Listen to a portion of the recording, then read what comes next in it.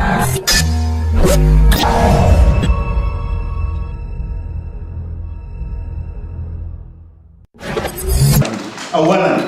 عودة القوات المسلحة المصرية إلى ثكناتها وإلى دورها المنوط بها في حماية حدود البلاد ورفع المجلس الأعلى للقوات المسلحة يدا عن الصراع السياسي الدائر في البلاد.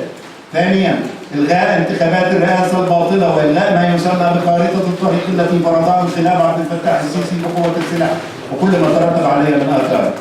ثالثاً، عودة المسار الديمقراطي الذي انقطع في 2 يوليو 2013 لإعادة دستور 2012 مع إجراء التعديلات المطلوبة عليه بعد الانتهاء من الانتخابات البرلمانية وفقا للآليات المنصوص عليها في مواده.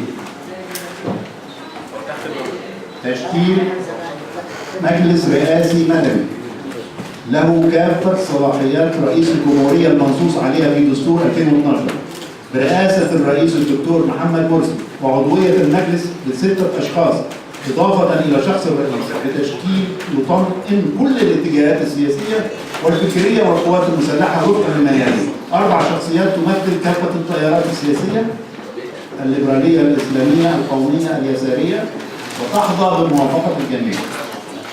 عضو واحد يمثل المؤسسة العسكرية، شخصية مستقلة لها خبرة دستورية وتحظى بموافقة الجميع.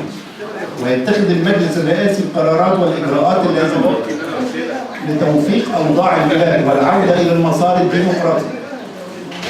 وقرارات المجلس بأغلبية الأصوات ملزمة للجميع، كما يناط به المهام التالية: ترتيب عملية إعادة تسليم السلطة.